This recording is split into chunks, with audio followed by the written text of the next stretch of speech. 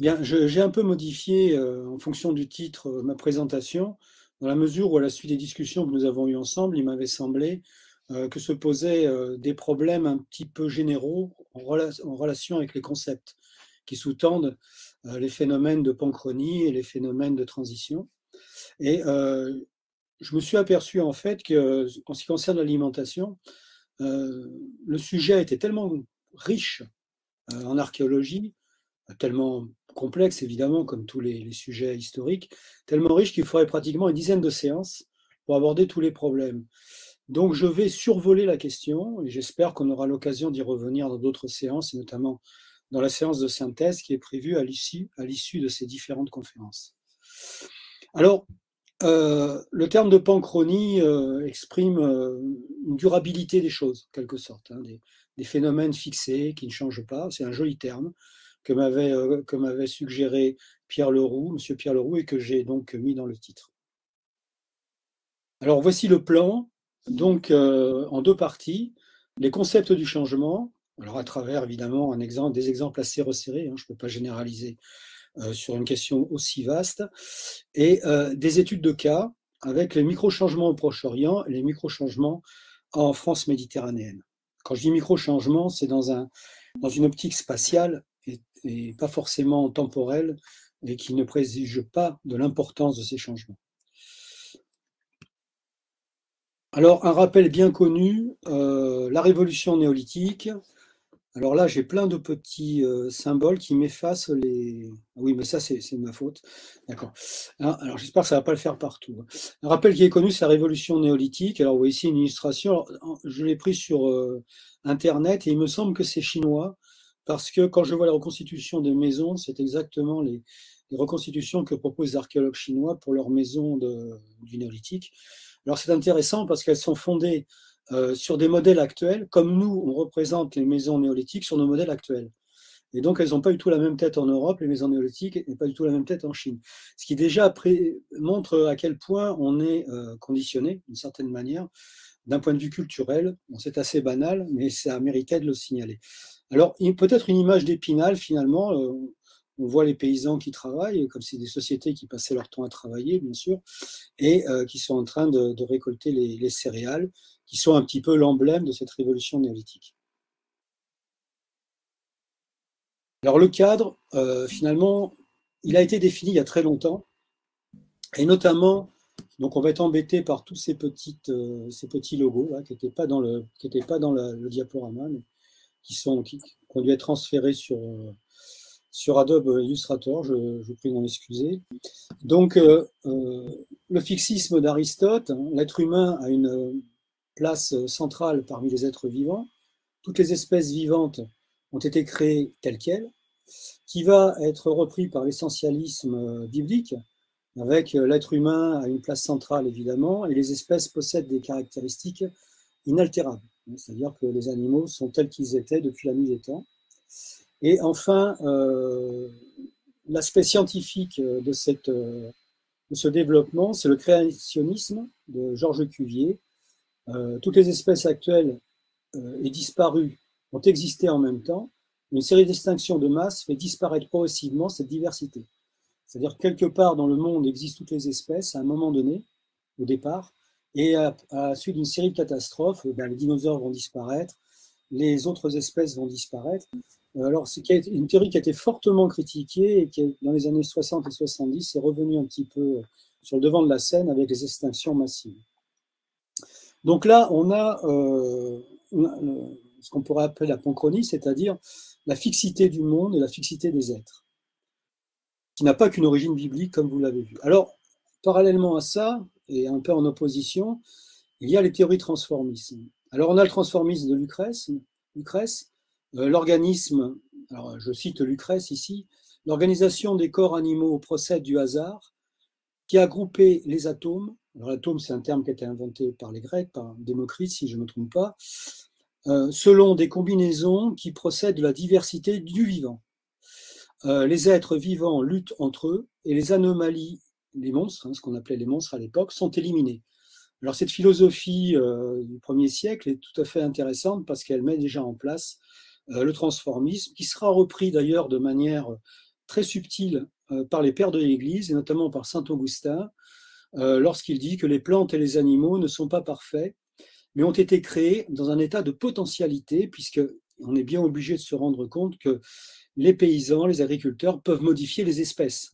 La domestication des animaux, c'est quelque chose qui n'a pas échappé, évidemment, aux philosophes et aux intellectuels, ce qui fait que passer de la domestication des animaux par les humains à la sélection naturelle, ce n'était pas non plus un écart extrêmement important, un écart que beaucoup de gens avaient dû faire personnellement.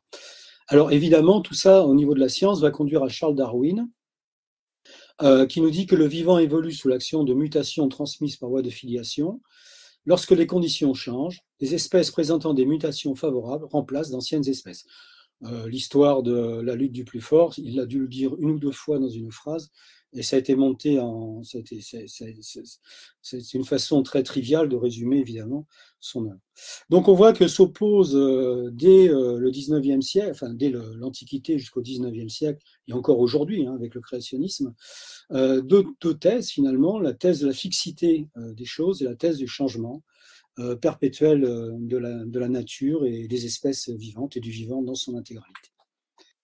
Alors évidemment, la préhistoire va être sensible à ces modifications, et notamment dès le 19e siècle, sous l'inspiration de la théorie darwinienne, la théorie de l'évolution des espèces par affiliation, on va avoir des grands scientifiques comme Gabriel de Mortillet, un des fondateurs de la préhistoire française et par voie de conséquence de la préhistoire de manière générale, qui va produire les premières chronologies fondées sur l'outillage et sur la technique, et va classer les objets en fonction de leur apparition dans le temps à partir de la connaissance des séquences stratigraphiques qui ont été retrouvées dans les cavernes, dans les grottes, qui sont très nombreuses dans le sud de la France en particulier. Et donc ces objets vont en quelque sorte être très vite les attributs culturels, des attributs culturels de cultures qui se succèdent dans un temps dont on n'a pas encore la mesure, puisque les datations par les méthodes du carbone 14 et autres ne sont pas apparues, mais dont on mesure par l'épaisseur des niveaux la grande durée. Évidemment, on n'est plus à cette époque-là dans la discussion sur l'origine de notre espèce. Ce qui est intéressant aussi, c'est que Gabriel de Mortillet est probablement l'un des premiers. On pense à l'époque, je fais une parenthèse, on pense à l'époque que le néolithique, c'est-à-dire la période des premiers agriculteurs, est due à des migrations provenant de l'Orient lointain. Alors certains les font venir du Proche-Orient, d'autres de l'Égypte, là où il y a les grandes civilisations qui sont nées, en Mésopotamie et sur les rives du Nil. Et donc ce passage du paléolithique, de l'âge de la pierre taillée au néolithique, l'âge de la pierre polie, est déjà qualifié de révolution pour montrer, justement, pour souligner l'importance du phénomène, notion qui sera reprise évidemment beaucoup plus tard.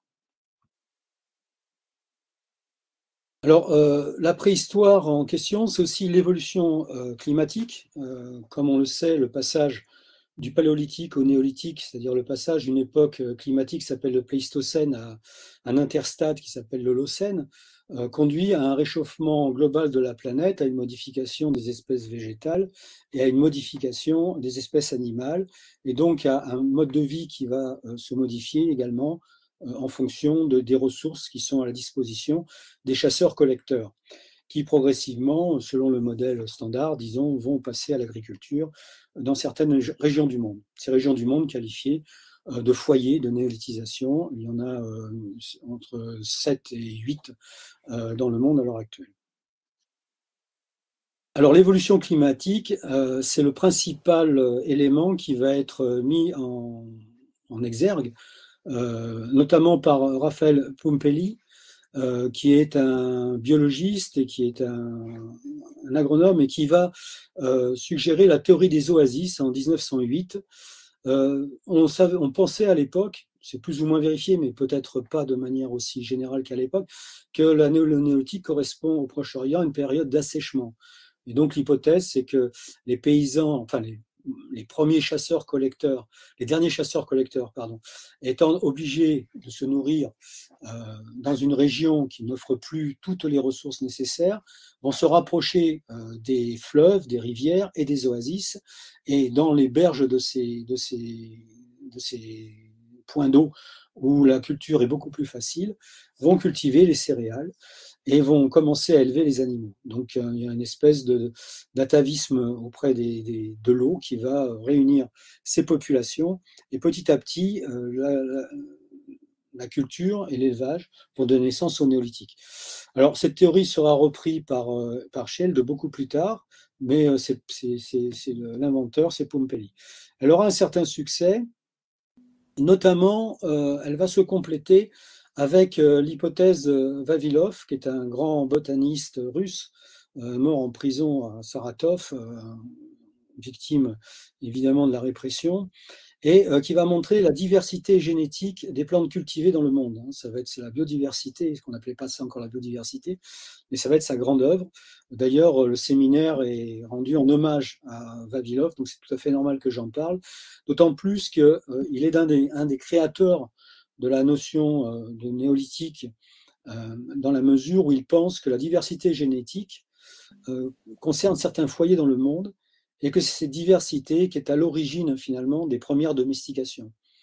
Alors si la théorie n'est pas retenue à l'heure actuelle en tant que telle, elle a néanmoins alimenté les théories qui vont venir plus tard, et évidemment toutes celles qui sont actuelles, et qui vont tourner autour de la notion assez ancienne, puisqu'elle date de 1914, de croissant fertile, c'est-à-dire une région du monde où les trois principales céréales, c'est-à-dire le blé, amidonnier, l'orge et l'engrain, apparaissent à l'état spontané, sauvage, dans des niches écologiques, parce qu'il faut savoir que la zone qui est en orange ici n'est pas uniforme, il y a à la fois des plaines, des vallées, des montagnes, des collines, donc de manière assez inégale finalement dans tout cet ensemble, mais ce sont on le sait déjà à l'époque, ce sont les plantes qui vont donner naissance à nos espèces domestiques que l'on consomme aujourd'hui, le blé et l'orge évidemment, et qui va également donner naissance aux animaux du cheptel, c'est-à-dire les vaches, les porcs, les moutons, les chèvres, dont les ancêtres n'existent pas en Europe, mais uniquement au Proche-Orient. Donc tout ce qui fonde en fait la base de l'alimentation à partir du néolithique en Europe est originaire du Proche-Orient et de cette région là, qui entoure le désert de Syrie finalement, et qui est limitée par la mer et le Levant à l'ouest, et par les montagnes de Cappadoce, du Taurus et du Zagros. Alors évidemment, c'est surtout à Gordon Shade qu'on va devoir le concept de révolution néolithique, avec son interprétation en 1921. Alors j'ai choisi de vous montrer des portraits de jeunes gens, dans la mesure du possible, et non pas des portraits de vieillards qu'on voit fréquemment dans les articles et dans les publications, car toutes ces thèses ont été faites par des gens relativement jeunes et non pas au moment où ils ont atteint la célébrité, où on a commencé à les photographier avec des grandes barbes, des lunettes et le dos un peu voûté. C'est le cas de Darwin, par exemple. Et donc, à partir de c'est des rappels que je fais, à partir de la théorie de la révolution néolithique, on va opposer en fait le chasseur-cueilleur au collecteur du paléolithique, qui va exercer une prédation sur les ressources vivantes. On va parler d'économie de prédation. On a eu l'occasion de parler de ces notions dans les précédentes conférences. Aux paysans néolithiques, au moment où l'économie de prédation se transforme en économie de production. C'est-à-dire que dans une perspective de maîtrise des moyens de production, de maîtrise de la nature, on oppose en fait quelqu'un qui se contenterait de ramasser ce qui se présente à sa disposition dans le milieu dans lequel on vit, face à d'autres groupes humains qui, eux, vont exercer un contrôle sur la nature.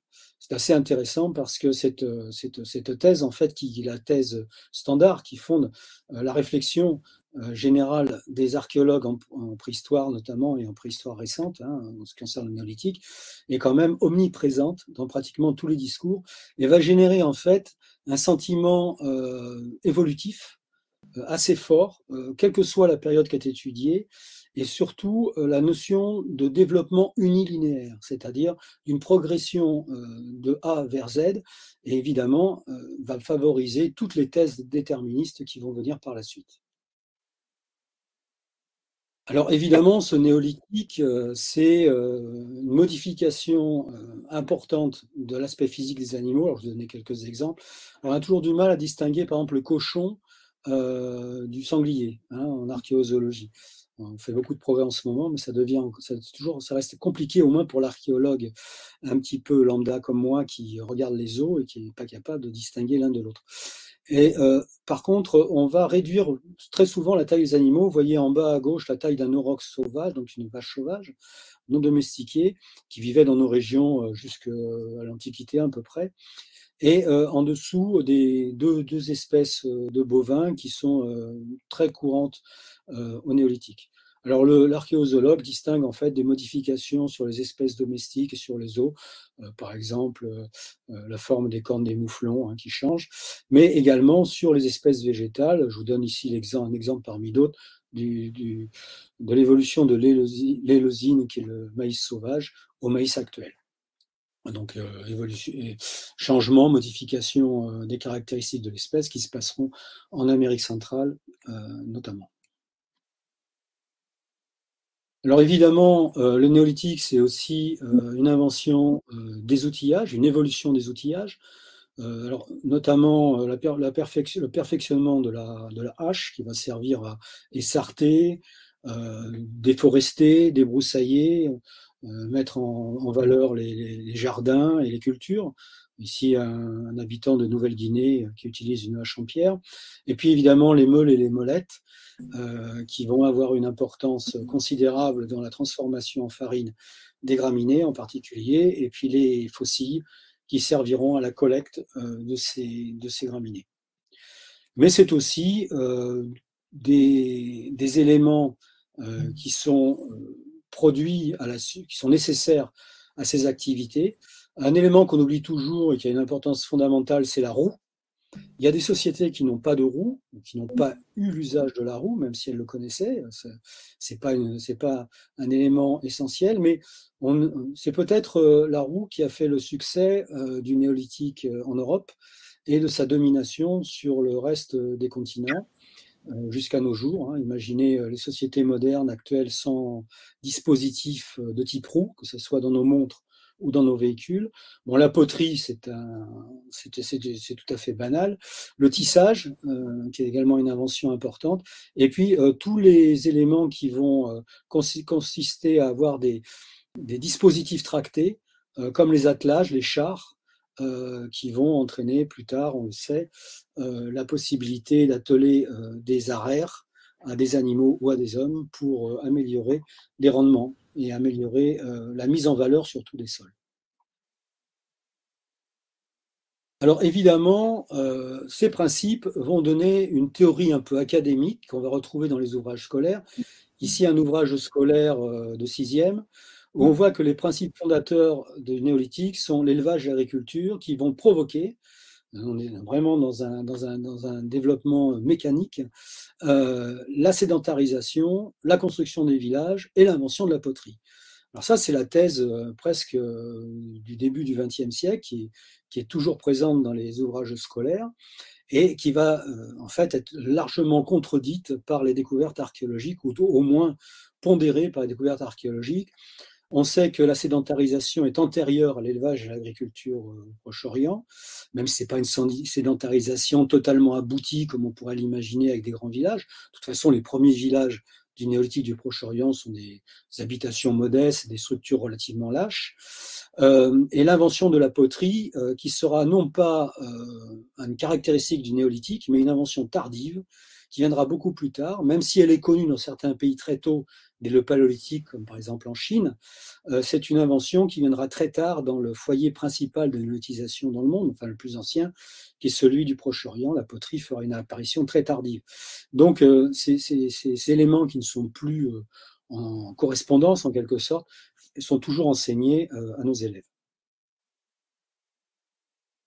Alors, l'archéologie, c'est aussi un problème d'histoire et de temporalité, et je voudrais terminer cette première partie quand même euh, en manifestant mon intérêt et mon respect pour Fernand Braudel Et pour ces ouvrages comme La Méditerranée et le monde méditerranéen, à l'époque de Philippe III, et la civilisation matérielle, économie et capitalisme. Alors, je n'ai pas lu le second, j'ai lu en diagonale, mais c'est assez technique, hein, faut dire. Alors, définir une civilisation, d'abord, pour Brodel, une culture, comme on dirait en archéologie. Alors, c'est des termes qui sont des origines différentes, mais parfois dont le sens est confus, hein, pour les uns et les autres. C'est définir un espace, hein, c'est la grande idée, c'est d'abord un espace, c'est une aire culturelle à laquelle sont rattachés des biens matériels ou non. Alors c'est très important parce que pour l'archéologue, c'est quand même une définition de premier plan. Et la longue durée qu'il a définie, il a écrit un article passionnant sur l'histoire de la sociologie sur la longue durée, c'est le temps des structures profondes dont l'évolution est extrêmement lente. C'est le cas, bien entendu, de l'environnement, finalement, contrairement à ce qu'on laisse entendre, finalement, la théorie de la néotisation. L'environnement est une donnée plutôt stable, hein, même si on parle actuellement de changement climatique et de réchauffement, bien que ce réchauffement nous paraît brutal, mais il a déjà commencé il y a environ 2 siècles, si on en juge par les données qu'on a, et commence à se manifester maintenant et va s'amplifier. Alors, l'environnement, aussi celui des structures agraires, type de culture, structure foncière, mode d'exploitation. Et comme il le dit dans un autre, un peu plus loin, ce temps long est à peu près le temps du néolithique qui perdure jusqu'à aujourd'hui. C'est-à-dire que pour lui, il y a un temps long qui est derrière le temps court des civilisations, des sociétés, et le temps presque immédiat des personnes, hein, tel qu'on le vit au jour le jour. Et en fait, ce temps long donne l'impression d'une immobilité, finalement, l'immobilité des pratiques agricoles, immobilité même de certaines pratiques religieuses. Voilà. Donc cette immobilité est très importante et qui peut donner l'illusion justement de quelque chose qui ne changera jamais. Or, on sait que cette immobilité cache en fait des micro-changements, c'est pour ça que je parle de micro-changements, qui sont plus ou moins perceptibles par l'archéologie. Alors chacun, je vais pas faire l'inventaire des modèles, mais chacun y va de son modèle en ce qui concerne la néotisation. Alors le modèle de Binford, alors j'ai mis en rouge les modèles qui me paraissaient les plus intéressants, je ne vais pas les détailler. Si vous voulez qu'on revienne dessus, on reviendra dessus.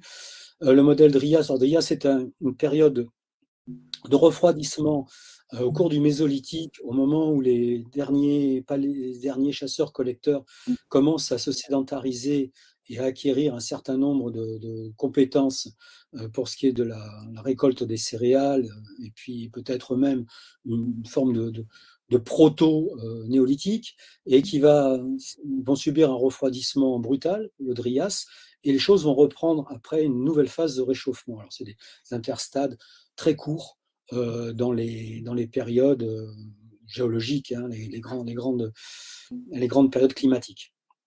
Alors le modèle de rendement différé, le stockage de l'intestar, qui moi m'avait beaucoup impressionné à la lecture de son ouvrage sur l'inégalité chez chasseurs-cueilleurs, qui avait été paru en 82, qui a changé aussi ma vision des choses, même s'il n'est pas le premier à avoir fait état du stockage comme élément important, puisque les archéologues l'avaient mis en évidence pour le paléolithique déjà. C'est probablement un des éléments importants qui va faciliter le passage au néolithique, et qui est beaucoup plus pris en compte ces dernières décennies qu'il a été pendant très longtemps, puisqu'on pensait que seuls les agriculteurs et les éleveurs étaient habilités, en quelque sorte, à faire du stockage. Ensuite, il y a les problèmes de coévolution, les modèles de coévolution, le modèle de Hodor, qui est un modèle de l'archéologie postmoderne, hein, post-processuelle, fondé sur ces fouilles qu'il fait sur le site néolithique ancien de Çatalhöyük en Turquie. La révolution des symboles de Cauvin, qui a été pas mal commentée en France et qui est assez intéressante, car avec le modèle holistique de Verhoeven, ce sont des façons de revenir sur le fonctionnalisme des modèles antérieurs et de montrer qu'il y a peut-être autre chose à chercher dans le néolithique que simplement une évolution technique. Alors l'évolution des symboles de Cauvin, c'est alors il renverse en fait, d'un point de vue marxiste, il renverse la notion de superstructure et d'infrastructure en disant qu'il y a d'abord une modification profonde des mentalités qui vont favoriser un contrôle de la nature. Voilà, pour être très schématique, dans une hypothèse qui est évidemment beaucoup plus élaborée. Et le modèle holistique de Verhoeven, c'est-à-dire en fait, ça c'est un petit peu la facilité courante, c'est-à-dire qu'on ne comprend rien, enfin je ne veux pas dire qu'il ne comprend rien, mais c'est un petit peu l'impression que ça donne, et ben, on n'a qu'à dire que finalement c'est un peu tout ça, et qu'on ne peut pas s'arrêter à un seul modèle, mais c'est un ensemble de modèles, ce qui fait qu'on rentre dans une explication plus ou moins systémique, et une grande complexité, et presque tous les modèles sont finalement, peut-être à part le modèle holistique, déterministes. Mais on constatera qu'on passe de la simplicité des modèles déterministes à la complexité des concepts fonctionnalistes et holistiques finalement. On avait un modèle extrêmement simple et qui convenait à tout le monde avec Shield, et puis l'évolution des techniques et de l'économie, et on se retrouve avec une multitude de modèles qui maintenant compliquent énormément les choses. Comme le disait très justement Pierre Leroux en introduction de cette conférence et de ces conférences, effectivement, on n'a pas toujours les réponses. Donc peut-être que se réfugier dans l'holisme pour trouver une réponse quand on n'en a pas, c'est peut-être pas quelque chose non plus de très satisfaisant. Et d'ailleurs, comme quoi le principe du rasoir d'Occam, c'est une belle foutaise intellectuelle, puisque les modèles les plus simples, la simplicité des modèles, le modèle le plus simple n'a pas l'air de fonctionner. C'est aussi une façon de pervertir le principe d'Occam, qui ne dit pas que les modèles les plus simples sont forcément les plus vrais, mais qui dit simplement que les modèles les plus simples sont à étudier en priorité, et pour voir si effectivement ils sont plus vrais que les autres. Donc le principe d'Occam, c'est un peu plus compliqué, du rasoir d'Occam, c'est un peu plus compliqué que ce qu'on entend dire régulièrement.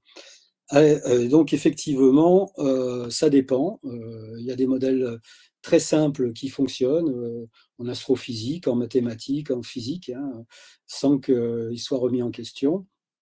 Mais évidemment, c'est pas dans mon propos, on en reviendra en discussion si vous le voulez bien. Je ne vais pas traiter de ce sujet qui est très compliqué et long à aborder. Donc je préfère venir tout de suite sur ces études de cas. Alors d'abord, des micro-changements au Proche-Orient. Rassurez-vous, j'arriverai au 3e millénaire. Mais pour l'instant, là, je vous ai mis une petite frise chronologique qui est cachée. Je ne pense pas que vous la voyez non plus. Donc, qui est au 21e millénaire avant notre ère. C'est-à-dire que quand je dis avant notre ère, c'est avant Jésus-Christ. Alors, en notation scientifique, on ne dit pas BP, on dit cal BC, ça veut dire date calibrée before Christ.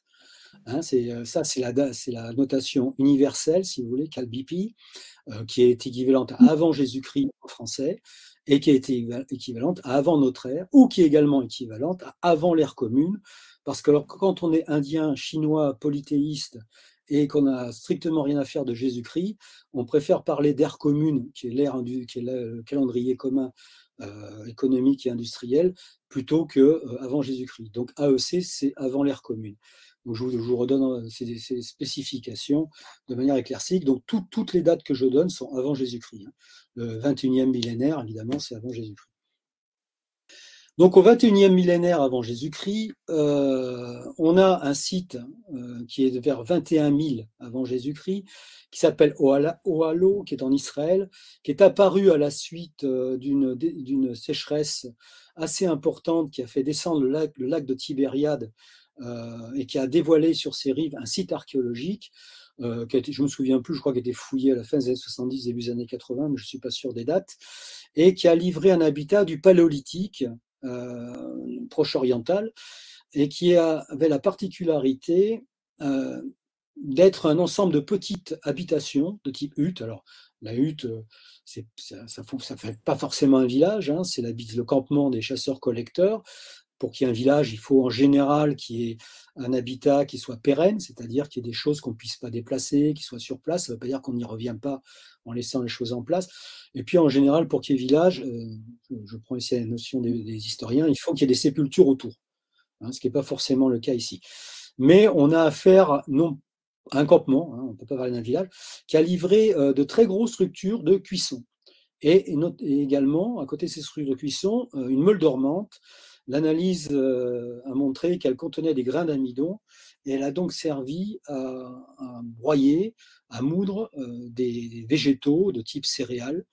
Et donc on a constaté que sur ce site, euh, plus de 90 000 restes de 142 espèces de plantes différentes, dont 19 000 graines de graminées sauvages, orges et amidonniers, avaient été collectés par ces chasseurs-collecteurs et pour être consommés évidemment sous forme de farine ou de brouet ou de bouillie, peu importe. Parmi les espèces consommées, on a trouvé des glands. Alors, les glands, on en a parlé à la dernière conférence, c'est donc un élément extrêmement important de l'alimentation au paléolithique, au mésolithique et au néolithique. Des olives, des raisins sauvages, des figues sauvages, évidemment, des framboises, des jujubes, pistaches, amandes sauvages, borraginées et composées. Hein, donc, une très très grande variété de plantes qui ont été retrouvées en fait soit à l'intérieur des habitations, soit dans les foyers qui étaient construits dans les habitations. Alors ce site a été très important car il a montré en fait que le processus de néolithisation ne partait pas brutalement d'un monde qui était uniquement fondé sur l'alimentation carnée, même si les paysans, enfin les paysans, excusez-moi, les chasseurs-collecteurs d'Ohalo chassaient la gazelle et donc qui apportait un complément en protéines important, mais que cette néolithisation était précédée d'une très longue période, plusieurs dizaines de millénaires, pendant lesquels les populations avaient pris l'habitude de cueillir les végétaux et d'en faire un élément essentiel de leur alimentation. Alors, évidemment, ces moyens de l'agriculture sont connus avant le démarrage du Proche-Orient. Je ne parle pas d'agriculture, mais des moyens d'agriculture. Les récoltes de céréales nécessitent un outillage spécifique comme la faucille. Alors, vous voyez ici à droite une faucille conservée en bois, en os. Hein, je ne me souviens plus quelle matière, mais il y en a en bois aussi, en général brûlé, qui contiennent encore des éclats de silex qui servent qui transforment. C'est un couteau en fait, un couteau pour la cueillette des céréales sauvages. Vous voyez ensuite les premiers pré-villages, en quelque sorte, du Mésolithique du Proche-Orient, donc un peu plus récent que ce qu'on a vu tout à l'heure, où on voit cette fois des maisons circulaires semi-enterrées, avec des éléments extrêmement lourds qui sont faits pour rester sur place, comme ces grands mortiers, et puis également un cimetière à la proximité des maisons, qui commence à montrer que bien avant l'apparition du néolithique, on a des villages qui se constituent, ou au moins des habitats pérennes. Alors, un peu plus tard, au 10e millénaire, il y a un site également très important qui n'est pas un site de paysans, qui est un site où on n'a pas retrouvé d'espèces végétales domestiquées ni animales domestiquées, qui est Göbekli Tepe. Göbekli Tepe, il y a une coquille là, excusez-moi, Göbekli Tepe, c'est KLI, qui est donc daté du 10e millénaire avant notre ère et qui a livré des monuments qui étaient en Cappadoce, dans le sud de la Cappadoce, hein, vous voyez la flèche pour vous, dans la région d'Urfa, qui date de 9600 ans avant notre ère. Alors là, je vous l'ai mis en datation scientifique, c'est Calbici, et qui a livré des cercles, en fait, vous en voyez un en photo, qui contiennent des grandes stèles en forme de T, qui sont entièrement sculptées par donc des gens qui ne sont pas des paysans, et qui sont en très grand nombre, et qui sont réunis sur les flancs d'une colline. Donc, quelques-uns d'entre eux ont été fouillés. Alors, c'est une reconstitution qui est faite à partir des fouilles archéologiques. Et ces piliers présentent tous pas tous, mais pratiquement tous, des scènes animales où on voit tout un bestiaire sauvage évidemment, qui rappelle les religions, le symbolisme du paléolithique, hein, qui est connu avec les grottes ornées et qui représentent des animaux sauvages. On n'a pas ici les éléments de l'agriculture ou de l'élevage, mais on a les éléments du monde sauvage.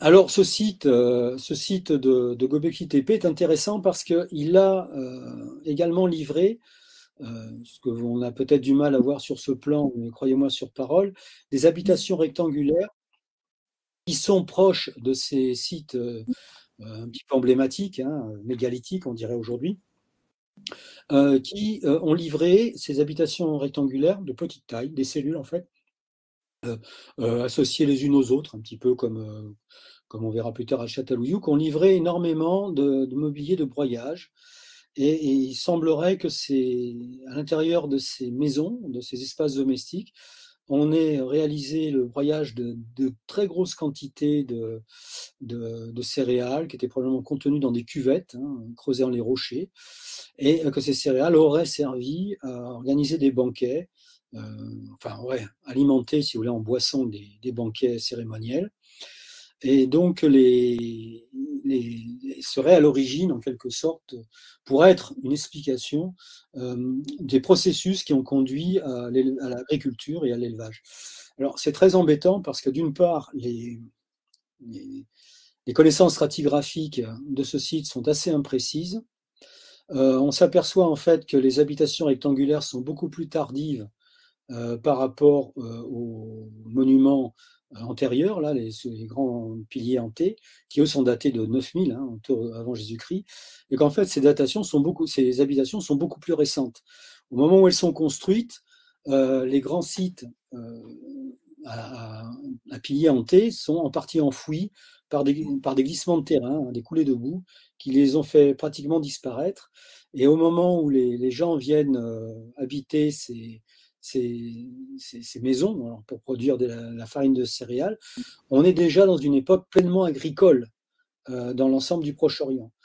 Donc, plutôt que de voir dans ce processus de festin et de banquet l'origine de la domestication et un processus qui va conduire à l'agriculture, on aurait plutôt tendance, enfin, de ma part, j'aurais plutôt tendance à avoir une population qui n'accepte pas, en fait, ou qui n'a pas besoin, en fait, d'accéder à l'agriculture, qui, elle, est tout à fait attestée dans les sites voisins euh, qui sont dans la même région, hein, vraiment dans la région d'Urfa, à proximité. Alors, dans d'autres régions d'Europe ou du monde, des populations se signalent par des réalisations exceptionnelles, pendant que d'autres, et puis par un refus ou un inintérêt pour l'agriculture et l'élevage, c'est-à-dire qu'ils n'échangent pas des produits peut-être, mais en tout cas, s'ils avaient échangé des produits avec les autres populations, on aurait retrouvé des traces des céréales domestiquées ou des animaux domestiqués dans ces habitats. Or, on n'en trouve pas. Donc, ils ne pratiquent pas l'élevage et l'agriculture. Apparemment, ils n'échangent pas non plus des biens avec les paysans qui sont proches. Et ce cas est identique au néolithique dans d'autres régions. Alors, par exemple, ici, dans le site de l'Espenski-Vir, qui date de 6200 avant Jésus-Christ, on a des villages de pêcheurs qui sont organisés selon un plan très rationnel, avec des maisons d'aspect triangulaire, dans lesquelles on a des statuettes qui représentent des sortes de dieux-poissons anthropomorphes, qui sont des réalisations uniques et tout à fait spectaculaires. Et ce ne sont pas les seules sociétés néolithiques qui, n'ayant pas accès ou ne voulant pas avoir accès à l'agriculture et à l'élevage, ont des réalisations tout à fait étonnantes, très différentes de celles des chasseurs-collecteurs.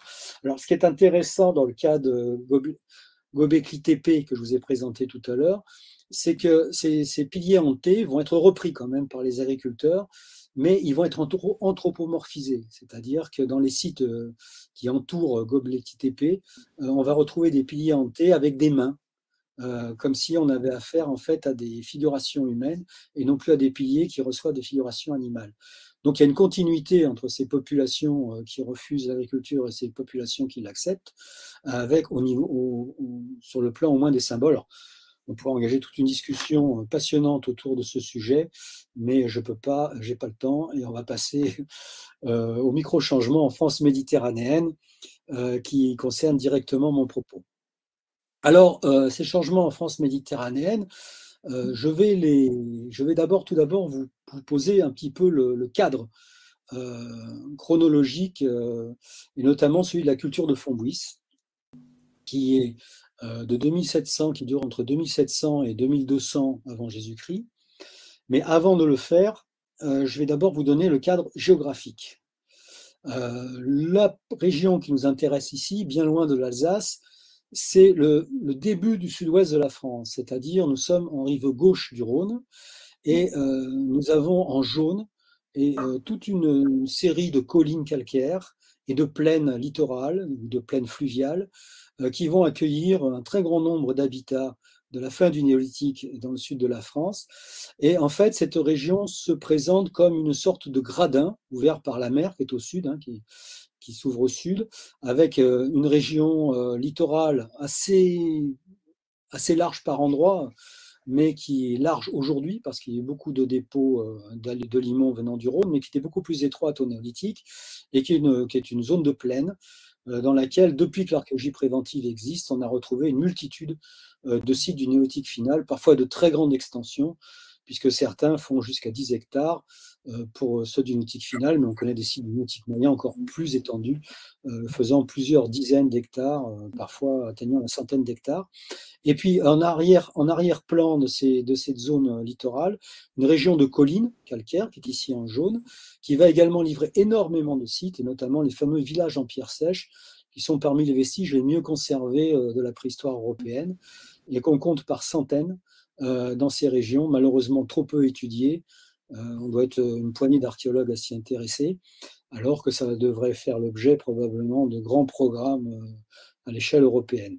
Et dans les arrière-pays vraiment lointains, on a des zones de montagne ou de hauts plateaux qui sont par exemple les Cévennes et les Grands Causses, hein, qui s'élèvent pour des altitudes maximales qui peuvent varier entre 700 et 1500 mètres d'altitude, disons, en excluant les sommets les plus hauts.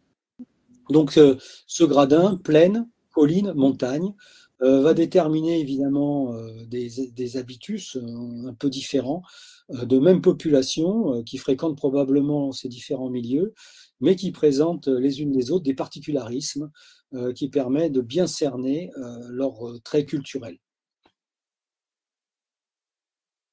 Alors, sans rentrer dans les détails, la distinction se fait essentiellement, pour ce qui est de la période étudiée, entre les zones de plaine et les zones lagunaires que vous voyez en bas en photo, avec le pic Saint-Loup à l'horizon, et puis les lagunes qui bordent, les étangs qui bordent le littoral languedocien, et puis les zones de garrigue, hein, la garrigue qui vient de ker, qui langage indo-européen, qui exprime la roche, garrigue, chêne kermès, cairn, voilà, tout ça, ça serait la roche.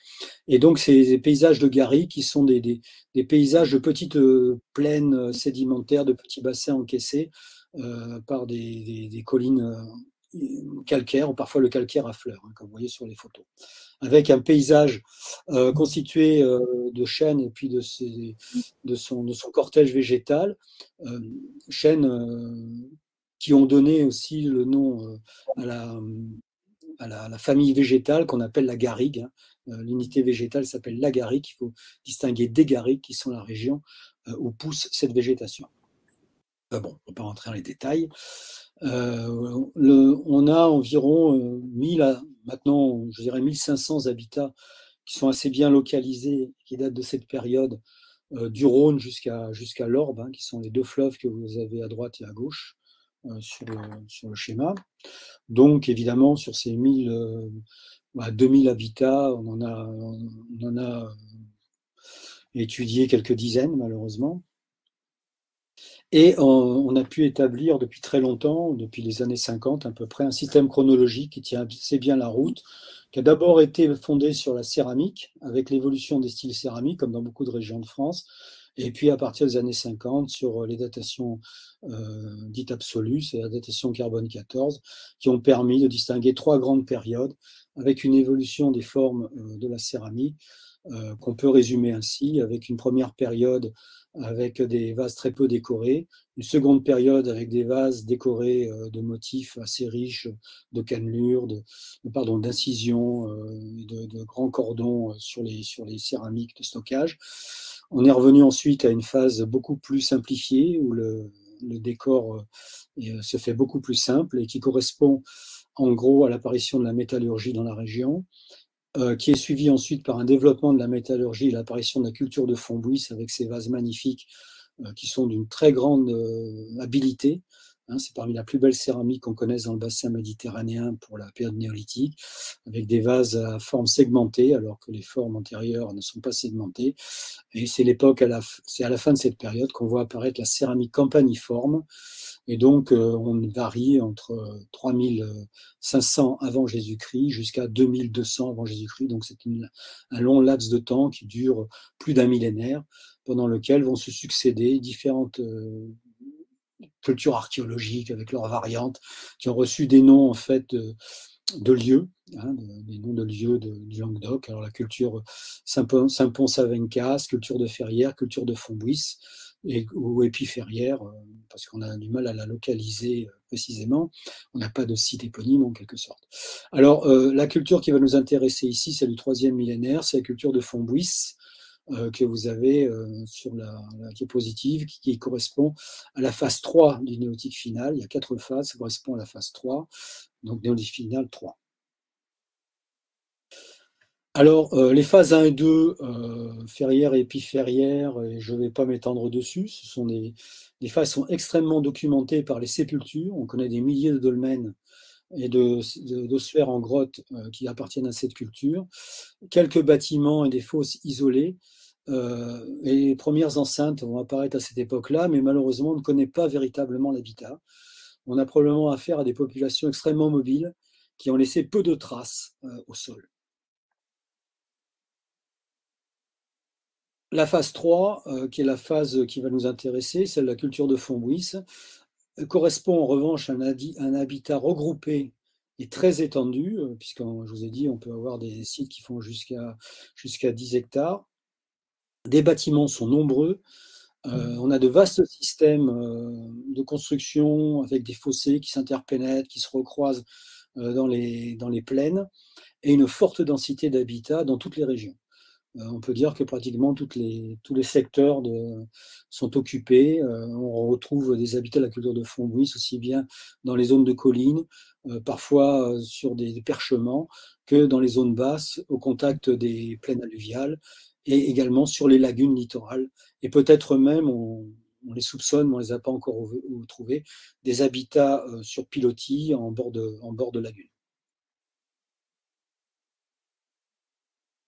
Alors, les deux types d'habitats, donc ce n'est pas le sujet ici, mais deux types d'habitats qu'on connaît, c'est les grands villages en pierre sèche et c'est les grands réseaux de fossés. Les villages en pierre sèche dans les zones de collines, donc sont les zones karstiques, et les enceintes dans les étendues limoneuses qui bordent le littoral. Et dans les plaines alluviales également, parfois dans les bassins sédimentaires qui sont inclus dans les zones karstiques. Il faut que les espaces soient relativement grands pour que les paysans aient pu établir ces grands réseaux de fossés. Et la phase 4 regroupe des habitats qui de nouveau vont être peu étendus, notamment des enceintes à structure circulaire, et c'est dans cette phase qui est autour de 2200, 2300, 2200 avant Jésus-Christ. Donc on a un retour, si vous voulez, à ce qui était connu précédemment, c'est-à-dire un habitat peu visible, mais également des sépultures peu visibles, comme si on avait en fait une phase de régression du peuplement. Je vais revenir tout de suite sur cet aspect. Alors, le site qui va illustrer cette phase 4, c'est le site de Boussargues, autour de 2200 ans avant notre ère, 2300, 2200, les dates sont assez fluctuantes, donc à la toute fin du néolithique, peu de temps avant le passage à l'âge du bronze ancien dans nos régions. Il se caractérise par des enclos en pierre qui sont soit de forme pentagonale ou polygonale, hein, de manière générale, parfois de forme régulière, parfois de forme beaucoup plus patatoïde, en quelque sorte, beaucoup moins structurée, ainsi que par des sites qui barrent des éperons, avec à l'extérieur de ces murs des constructions circulaires qu'on a longtemps assimilées à des tours. Donc on aura affaire à des sortes de forteresses. On va voir que ce n'est pas tout à fait juste. Cette hypothèse avait été donnée dans les années 70 par le docteur Jarnal, grand préhistorien du Midi de la France, qui avait mis en place la chronologie du néolithique en Europe, au moins en Europe extrême occidentale, et qui avait repéré notamment un enclos avec des structures circulaires sur une commune qui s'appelle Saint-Mathieu-de-Tréviers, au pied du pic Saint-Loup, et qu'il avait qualifié de château préhistorique, en évoquant une hypothèse guerrière, les pasteurs fontbuxiens résistant à l'arrivée des barbares de l'âge du bronze, étant obligés de construire des forteresses et étant finalement vaincus par les porteurs du bronze, le métal nouveau, qui allait détruire les anciennes sociétés du néolithique. Alors l'hypothèse, évidemment, était un peu romantisée.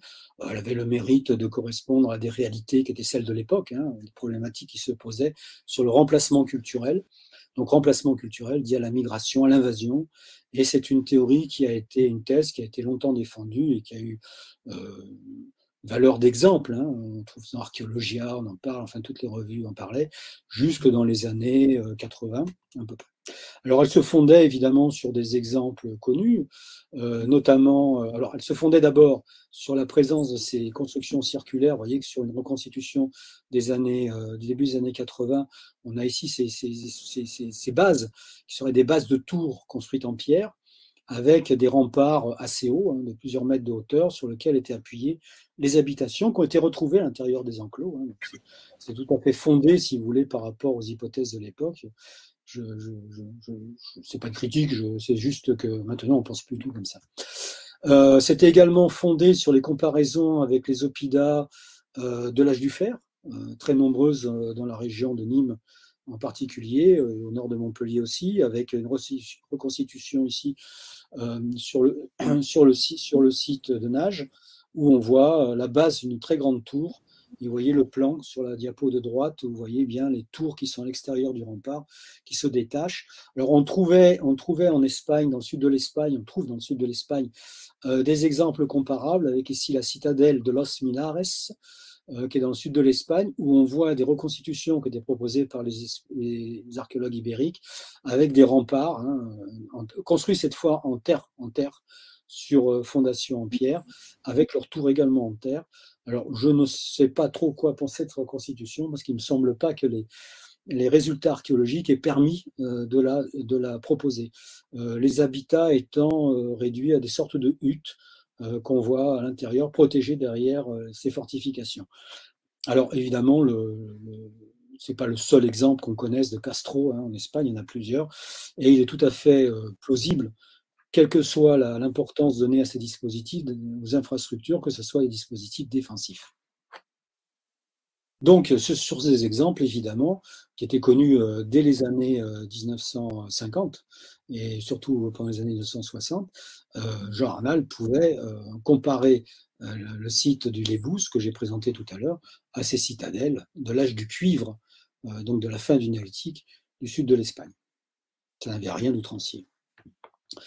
Le problème, c'est qu'il y a une contre-expertise qui a été réalisée, qui a été publiée dans les années 90 et au début des années 2000 en 2 volumes, qui concerne le site de Boussargues, dans l'arrière-pays de Montpellier, qui est un site tout à fait extraordinaire, parce que c'est un des rares exemples dans le sud de la France et peut-être en France, où on a un site fossilisé en quelque sorte de la fin du néolithique, abandonné par ses occupants à la suite d'un incendie, laissant en place tout ce qui pouvait être conservé aux yeux des archéologues, c'est-à-dire les vases restés sur place, les meules, l'ensemble des réserves aussi, dans un site où apparemment la fonction essentielle était d'abriter un segment de la population qui vivait probablement dans d'autres villages à l'extérieur pour la cueillette des glands et transformer ces glands en farine et les stocker sur place, probablement pour les consommer le reste de l'année. On a pu démontrer que le site était fréquenté l'hiver, puisqu'on a retrouvé des arbustes, qui sont des fruits qui mûrissent à la fin de l'automne et au début de l'hiver, ainsi que des glands en grande quantité qu'on récolte en général à l'automne, qui étaient conservés dans des foyers, enfin brûlés, carbonisés dans des foyers qui étaient à l'intérieur de l'habitat. Alors, ce site, en fait, a montré qu'il présente des structures circulaires, hein, des constructions circulaires exactement comme les autres, a montré en fait que ces constructions circulaires, ce sont des sortes de logettes qu'on appelle capitelles dans le midi de la France, hein, c'est-à-dire des constructions avec une voûte construite en encorbellement, qui dans les campagnes actuelles servent à ranger les outils, à abriter des réserves ou à ranger les cueillettes quand on cueille les oliviers, par exemple, avant de les emporter au moulin.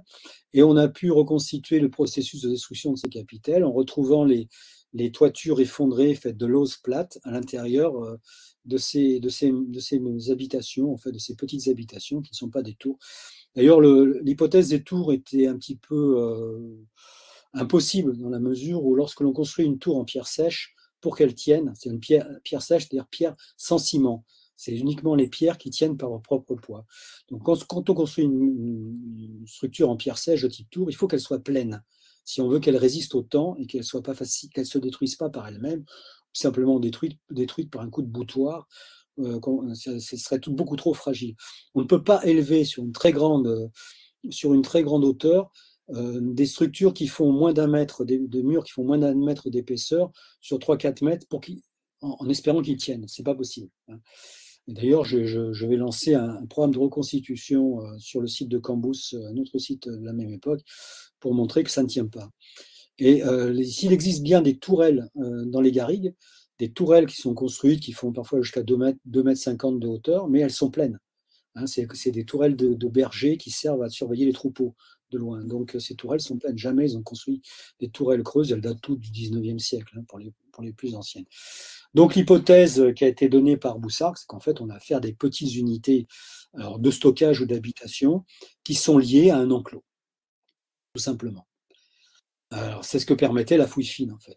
Alors, ce site, en plus, était habité, hein, c'est-à-dire qu'on a retrouvé donc l'emplacement. Là, j'ai mis que les principaux récipients. Hein, il y a plus d'une centaine de récipients. J'ai mis les vases de stockage. Vous voyez, il y a 3 habitations intérieures. On a retrouvé l'emplacement des vases de stockage. Là, c'est une reconstitution. Vous voyez le site en haut, une reconstitution en bas, avec les petites maisons couvertes de toitures végétales, probablement des treillis de chaume. On a également des vases qui sont stockés à l'intérieur des structures circulaires et parfois même des foyers. Les foyers que vous voyez en rouge, à l'intérieur d'une structure circulaire qui montrent que bon, bah, ça a bien été ça renforce l'hypothèse que c'est des petites unités d'habitation et non pas des tours. Alors voilà ici l'ensemble des vases qui ont été trouvés dans un des secteurs que j'ai entouré ici en bleu, qui est le secteur ouest. Vous voyez, on a l'emplacement de tous les récipients. On a 2 foyers dans la grande maison et dans la petite annexe qui est au nord, là, enfin en haut pas au nord, mais en haut du plan, on a plutôt une unité de stockage. Hein. C'est là qu'on a retrouvé des stocks de glands carbonisés en plus grande quantité qu'ailleurs et également des meules. Je vous montrerai après un plan un peu plus détaillé. Alors, cette récolte des glands était opérée aux alentours du village et donnait lieu à une transformation. Alors, on a toute la chaîne opératoire. Alors, vous voyez en vert ici, sur le secteur ouest, les quantités retrouvées. On voit bien qu'on a retrouvé surtout dans l'annexe de stockage. On a les vases de stockage, on a des fragments de paniers avec les glands carbonisés qui sont au centre. Alors, le village, l'enceinte ayant été détruite par un incendie, évidemment, les glands carbonisés ont pu être conservés. À gauche du gland, c'est une arbouse. Hein. Du gland, c'est une arbouse, c'est ce fruit dont je parlais tout à l'heure, qui ressemble à une grosse fraise, qui est vaguement sucrée, un peu douceâtre. Et, on peut faire des confitures avec, et qui a été récolté l'hiver. Donc, voilà, ce plan de Boussard. Je continue. Donc, la récolte des glands a été assimilée à une alimentation de crise. Donc on a pensé, c'est Nigel Mills, qui est un archéologue anglais qui a travaillé sur le secteur, qui a assimilé cette récolte des glands à la nécessité de compenser un déficit alimentaire dû à un rationnement en fait des récoltes en céréales.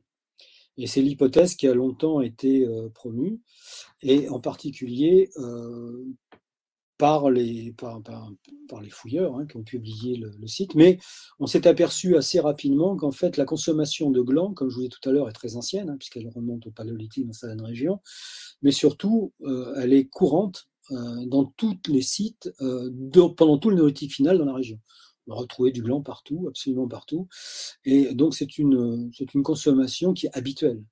Le fait qu'une partie de la population ait pu récolter des glands et les transformer en farine à cette époque est peut-être un événement, est peut-être quelque chose de particulier, mais n'est pas un événement extraordinaire.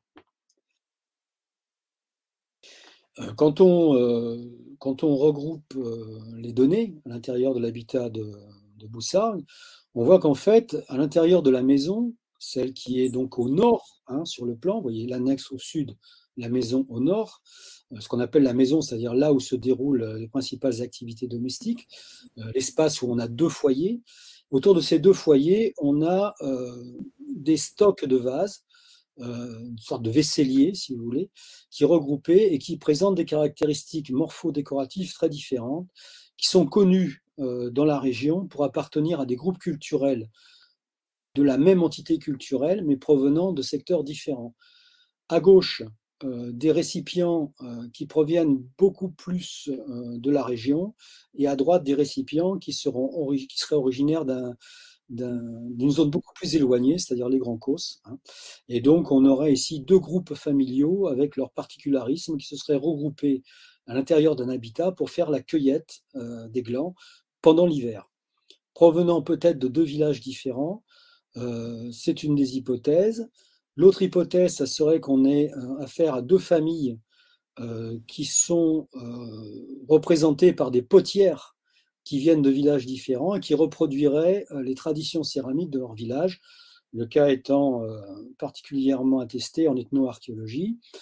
Ce qui nous fait penser à cette hypothèse, c'est qu'on a un vase en cours de séchage et en cours de fabrication sur le site qui a été détruit par l'incendie, écrasé par une bûche qui est tombée dessus, ce qui veut dire que la poterie était fabriquée sur le site lui-même. L'argile n'est pas très difficile à se procurer dans les environs. Et la poterie était peut-être fabriquée, comme dans 80% des sociétés traditionnelles, ce qui n'est pas le cas dans les nôtres, mais c'est quelqu'un dans une société non moderne, comme dirait Descola, la poterie est fabriquée à 80-90% par les femmes. Donc on a peut-être ici un témoignage d'un processus de patrilocalité qui maintenant est très bien attesté par la génétique pour cette période du néolithique, par la paléogénétique. Donc patrilocalité des femmes, donc qui se déplacent dans le village de leur époux, hein. Et ça a été un exemple qui a été donné dans les années 90 avec d'autres de l'hypothèse de la patrilocalité féminine néolithique qui maintenant est confirmée, pas confirmée, mais au moins renforcée par les études paléogénétiques. Voilà, donc un habitat tout à fait intéressant qui pose la question très importante, c'est là-dessus que je vais terminer, c'est pour ça que je vous parlais de Boussargues, de la disparition de la culture de Fontbouis, relativement brutale.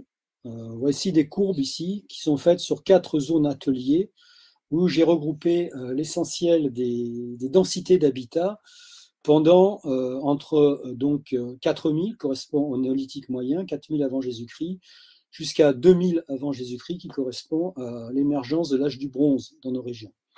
Et on voit qu'on a un énorme pic ici et ici d'habitat à cette époque. Et en pointillé, j'ai mis ici quelque chose d'intéressant. C'est la même chose qui se passe dans le Jura, dans la Combe de l'Ain, c'est-à-dire au contact des lacs jurassiens. Et pourquoi j'ai mis le Jura? Parce que le Jura est en contact avec le sud de la France à cette époque, et on a probablement des déplacements de population en direction du Jura, puisqu'on va retrouver des céramiques d'origine ou de style méridionaux dans les sites lacustres, dans les sites de bord de lac du Jura. Et on voit qu'on a un phénomène plus atténué mais comparable dans le Jura, où on a un pic entre 3000 et 2005 d'habitat, qui redescend assez brutalement entre 2005 et 2000, et on a une disparition quasiment totale de ces grands habitats, aussi bien les habitats de la garrigue, avec leurs dizaines de maisons construites en pierre sèche, que les habitats de plaine qui font 10 hectares. Et cette absence va se manifester durant toute la période du bronze ancien, pratiquement jusqu'au milieu du bronze moyen. Et les zones de garrigue les zones de garrigue ou les zones de plaine ne seront guère réoccupées avant le premier âge du fer. Et donc, on a ici un phénomène tout à fait étonnant dont il faudra trouver des explications. Ça fait 30 ans qu'on en cherche. Alors, il y a eu plusieurs explications. Il y a eu l'explication lithographique, si vous voulez, avec des phases d'érosion qui auraient en quelque sorte retiré par des phénomènes de collusionnement, par exemple, les traces des habitats des périodes plus récentes, c'était les habitats de l'âge du bronze. C'est une thèse qui peut tenir dans certaines régions des piémonts montagneux, mais qui malheureusement ne peut pas être appliquée à la fois aux zones de collines, aux zones littorales et aux zones de montagne, hein. Donc c'est un phénomène qui fait appel qui serait trop généralisé par rapport à des écosystèmes totalement différents. On a évoqué à une certaine époque un stress des populations dû à des explosions aériennes de météorites.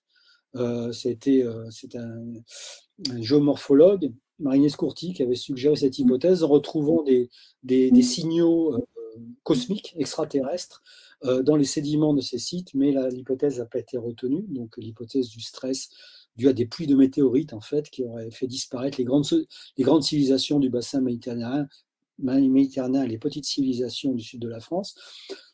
On a pensé, bien sûr, à des épidémies, alors très difficiles à attester, ou des épisodites très difficiles à attester dans les restes osseux. Il faudrait que, alors c'est sûr que en Provence, c'est l'époque où on va avoir des grands charniers qui vont probablement être le résultat de morts brutales de nombreux individus représentant des villages entiers de la population, mais on ne connaît pas ça en Languedoc, pas de cette façon en tout cas.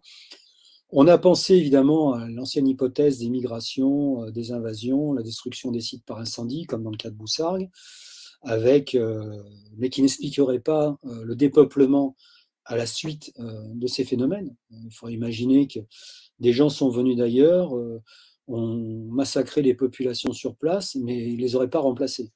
Donc, ça n'explique pas la chute démographique très importante. On passe pratiquement pendant la période ici qui est sur le schéma en bleu de 100 sites à 2 ou 3 sites. Hein. De 100 sites pour un millénaire à 2 ou 3 sites pour un millénaire. Hein. C'est dans ces eaux-là. Donc, c'est tout à fait étonnant. Donc, aucune explication plausible. Alors, il reste une autre explication, ça avait été celle de ma thèse, mais je l'avais émise de manière extrêmement prudente. C'est que le passage de l'âge du bronze correspond à une nouvelle période métallique, entre guillemets, c'est-à-dire à l'invention d'un nouveau métal. Or, il n'y a pas d'étain dans le sud de la France, il faut aller chercher soit très loin vers le Jura, soit dans les alluvions du Massif central, soit dans l'ouest de la France. L'étain est indispensable à la fabrication du bronze, comme tout le monde le sait. Est-ce qu'on aurait eu un déplacement massif, une course à l'étain par les populations qui habitaient le Languedoc, qui aurait dépeuplé en fait la zone? Mais néanmoins, à l'âge du bronze, la zone reste quand même habitée, puisqu'on retrouve des sites de l'âge du bronze, notamment des sépultures de l'âge du bronze. Donc il faudrait imaginer un phénomène tout à fait extraordinaire dont on n'a pas à l'heure actuelle les moyens de le matérialiser, de le modéliser, peut-être par la paléogénétique. Hein, ça serait intéressant, il y aurait peut-être une voie à suivre. Ce phénomène de migration aurait pu entraîner une dégradation de la DSA, c'est-à-dire du système agro-pastoral qui serait celui des populations néolithiques. Alors, la DSA, on en a parlé dans d'autres conférences, c'est un système qui a existé au Portugal et en Espagne, qui est une complémentarité en fait entre des zones cultivées, des forêts laissées primaires, semi-primaires, c'est-à-dire où on vient juste chercher du bois, chercher des ressources de la forêt, hein, la forêt étant très importante évidemment dans le système agropastoral de cette époque. Donc forêt, zone cultivée, pâture et zone en jachère. Et donc ce système est un système extrêmement fragile, il suffit qu'un des éléments du système soit abandonné, soit la forêt primaire ou pseudo-primaire est entièrement déboisée, soit les zones de pâturage ne sont plus fréquentées par les troupeaux, soit les champs ne sont plus cultivés, et à ce moment-là, si un des éléments du système s'effondre, tout s'effondre. Alors on peut imaginer que s'il y a eu un déplacement important des populations, effectivement, le système de DSA a pu disparaître et ça a pu accélérer cette dépopulation, cette chute démographique démographique relative, parce qu'elle est juste donnée par le nombre d'habitants. Et ce processus se généralise donc dans une grande partie du sud de la France, mais également dans d'autres régions de France, hein, où il a été signalé. D'ailleurs, j'ai vu un article récent qui reprend l'ensemble des données pour l'Europe. Et en revanche, certaines régions voient la population augmenter à l'âge du bronze, alors qu'elle est très peu signalée au Néolithique final. C'est le cas, par exemple, de la Limagne au nord du massif armoricain, au nord de Clermont-Ferrand. Voilà, donc des explications évidemment qui rompent le schéma unilinéaire, qui est le schéma classique de l'évolution constante des sociétés, tendue vers une sorte de finalité, vers un déterminisme. La vie des sociétés n'est pas linéaire, elle tend effectivement, on le sait d'un point de vue historique parce qu'on a un regard rétrospectif et on voit vers où elles tendent. hein, elles tendent vers nous, en fait. Et on a l'impression qu'elles tendent vers quelque chose de plus en plus complexe. Mais néanmoins, ce vecteur n'est pas un vecteur linéaire, c'est un vecteur qui est fréquemment interrompu. Donc en 2200 à 2150 avant Jésus-Christ, disparition brutale, entre guillemets, hein, ça a pris quelques siècles, la culture de Fambouis, début de l'âge du bronze, diminution drastique du peuplement relatif pendant 6 siècles. Voilà, et je terminerai là-dessus en posant toujours la question ouverte de la raison de ces disparitions et en vous remerciant pour votre attention.